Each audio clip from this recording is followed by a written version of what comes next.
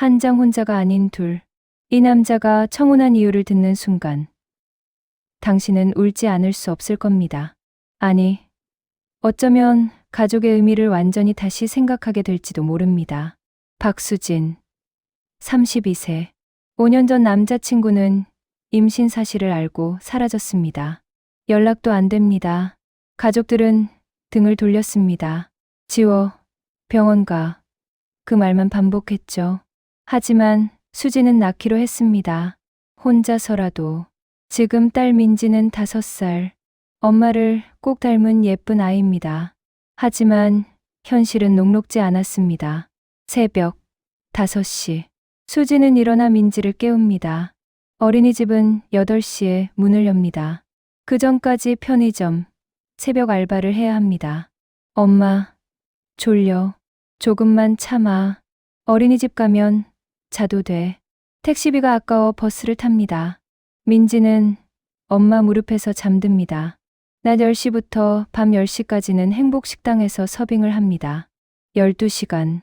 쉬는 시간도 제대로 없습니다. 월급 2개 합쳐서 250만 원. 여기서 월세 60만 원. 어린이집비 30만 원. 생활비 내면 남는 건 거의 없습니다.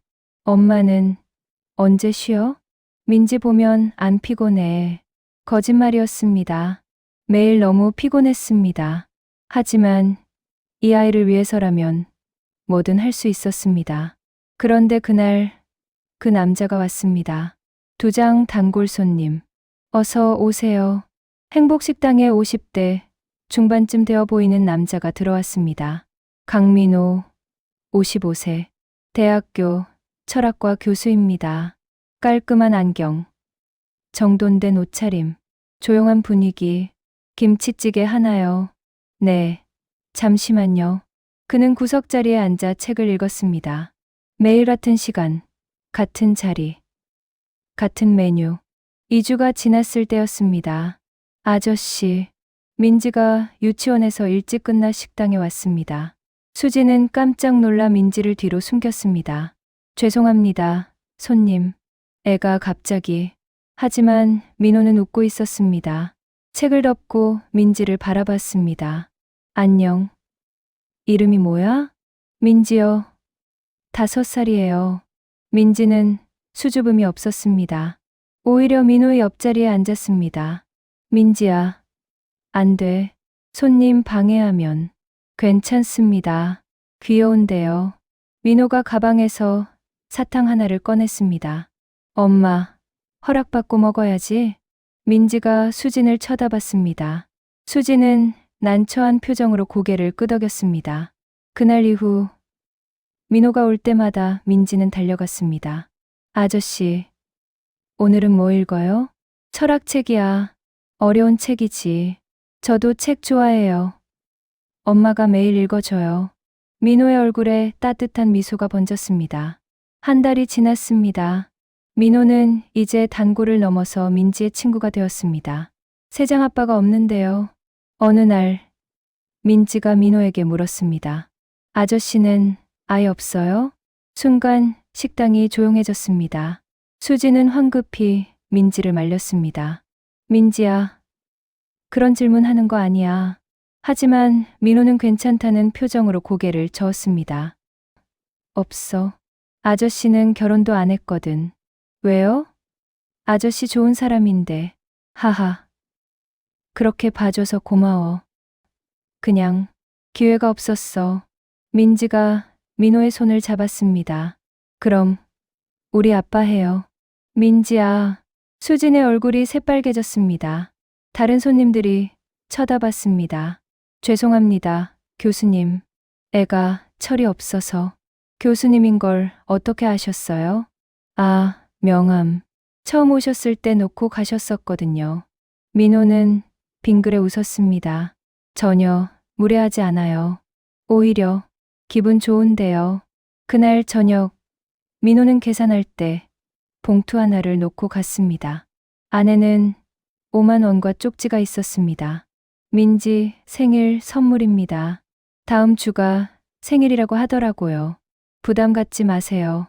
수지는 그 쪽지를 보며 울었습니다. 내장 작은 친절들. 비가 억수같이 쏟아지던 날이었습니다. 수지는 민지를 어린이집에 데려다 주고 식당으로 뛰어갔습니다. 옷이 흠뻑 젖었습니다. 수진 씨, 괜찮아요? 민호가 걱정스러운 얼굴로 물었습니다. 네, 괜찮습니다. 주문하시겠어요? 우산 없어요? 아, 집에 두고 왔어요. 점심시간이 끝나고 민호는 자신의 우산을 두고 갔습니다. 쪽지와 함께 비 올 때 쓰세요. 돌려주지 않으셔도 됩니다. 다음 날은 민지가 감기에 걸렸습니다. 수지는 일을 쉴 수 없었습니다. 쉬면 돈이 없으니까요. 민호가 물었습니다. 민지는요? 감기에 걸려서 집에 있어요. 병원은 갔어요? 내일 데려가려고요. 그날 저녁 민호가 약봉투를 건넸습니다. 제 친구가 소아과 의사예요. 부탁해서 받아왔어요. 이름이랑 나이 말씀드렸더니 처방전 끊어줬어요. 교수님, 이건 아이가 아픈데 엄마가 옆에 없으면 더 아파요. 오늘은 일찍 들어가세요. 수진의 눈에서 눈물이 났습니다. 감사합니다. 정말 감사합니다. 왜 이 사람은 이렇게 잘해줄까요? 아무 대가 없이 5장, 세상의 눈. 3개월이 지났습니다. 이제 민호는 주 5일. 거의 매일 왔습니다. 민지는 민호를 민호 아저씨라고 부르며 따랐습니다. 그리고 사람들은 수근거리기 시작했습니다. 야, 저 교수님이 수진이 노리는 거 아니야? 그러게, 젊고 예쁘잖아. 돈도 있는데. 미혼모니까 만만하게 보는 거지 뭐. 사장님이 수진을 조용히 불렀습니다. 수진아, 요즘 교수님이랑 무슨 사이야? 아니에요. 그냥 단골 손님이세요. 조심해. 남자들은 다 똑같아. 특히 나이 많은 남자가 젊은 엄마한테 잘해주면 뭔가 있는 거야. 수진은 아무 말도 할 수 없었습니다. 며칠 후, 수진의 어머니가 식당에 찾아왔습니다. 엄마, 소문 들었다. 나이 많은 남자가 널 꼬신다며? 아니야, 엄마. 그냥, 수진아, 정신 차려. 넌 미혼모야. 애까지 딸린. 그런 내가 교수랑? 말이 돼? 돈 노리고 꼬시는 거지 뭐야. 엄마, 그런 사람 아니야. 어떻게 알아?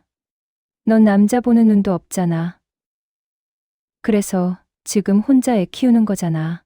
어머니는 돌아갔습니다. 그날 밤, 수지는 잠을 이룰 수 없었습니다. 맞는 말이었습니다. 자신은 미혼모였고, 그는 대학 교수였습니다. 너무 다른 세상의 사람들. 6장, 교수님의 비밀. 일주일 후, 민호가 조용히 물었습니다. 요즘 왜 피하세요? 아니에요. 제가 뭘 잘못했나요? 수지는 고개를 저었습니다. 교수님 잘못 없어요. 그냥 사람들이 이상하게 봐서요. 교수님한테 피해 갈까봐. 민호가 잠시 침묵했습니다. 수진 씨, 저 잠깐 시간 괜찮으세요? 할 말이 있어요. 저녁 9시. 식당이 한산해졌을 때 민호와 수지는 조용히 앉았습니다. 저는 평생 혼자 살았어요.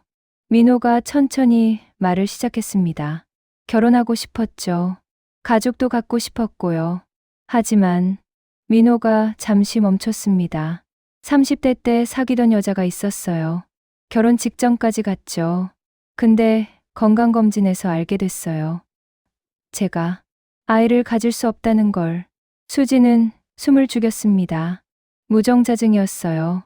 그녀는 떠났죠. 당연했어요. 아이를 원했으니까.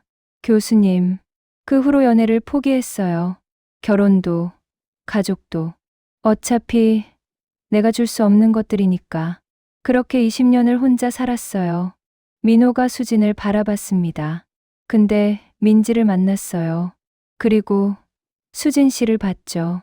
열심히 사는 모습, 혼자서도 아이를 지키는 모습. 전 부러웠어요. 제가요? 네. 수진 씨한텐 제가 평생 꿈꿨던 게 있었으니까. 가족이요. 민호의 목소리가 떨렸습니다. 저는 돈 때문에 접근한 거 아니에요. 오히려 전 수진 씨한테 드릴 게 별로 없어요. 젊지도 않고 아이도 못 낳고. 그냥 민호가 눈물을 닦았습니다. 그냥 아빠가 되고 싶었어요. 민지의 아빠, 수진 씨의 남편. 7장 용기를 내다. 교수님, 전 미혼모예요. 세상은 저를 이상하게 봐요. 교수님까지 그런 시선 받으면 상관없어요. 민호가 단호하게 말했습니다. 저도 20년 동안 불쌍한 독신으로 살았어요. 동료들은 맞선 주선하고 가족들은 걱정하고. 근데 이젠 그런 거 신경 안 써요. 민호가 수진의 손을 잡았습니다. 수진 씨, 저랑 결혼해 주시겠어요? 네.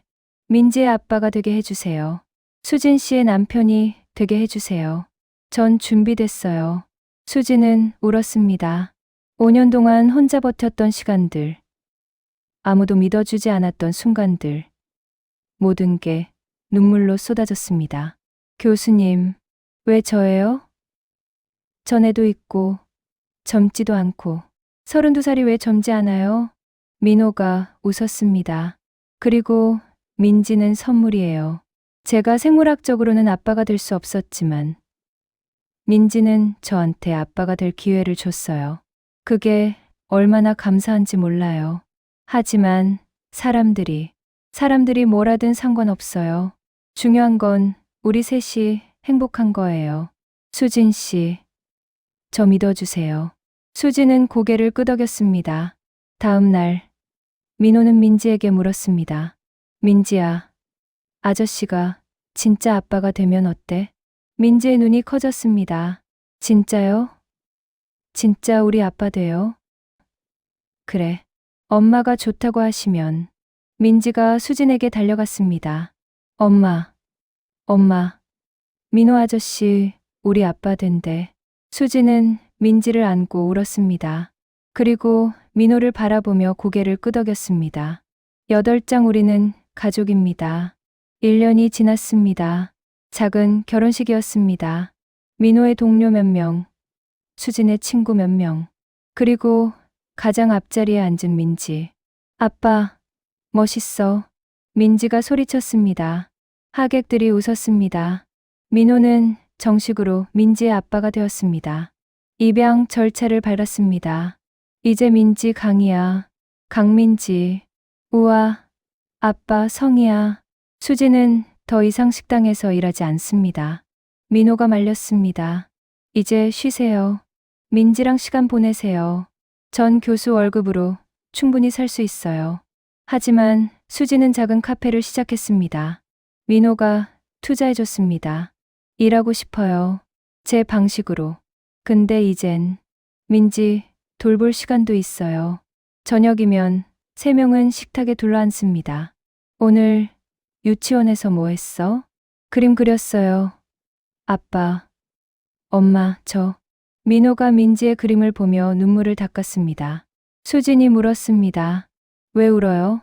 행복해서요. 55년을 살았는데 이렇게 행복한 적이 처음이에요. 사람들은 여전히 쳐다봅니다. 23살 차이, 미혼모, 대학 교수. 하지만 이제는 상관없습니다.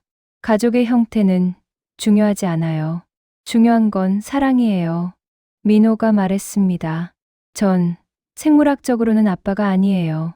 근데 매일 민지를 재우고 아침에 깨우고 아플 때 병원 데려가요. 그게 아빠 아닌가요? 수진이 민호의 손을 잡았습니다. 당신은 최고의 아빠예요. 그리고 최고의 남편이에요. 민지가 소리쳤습니다.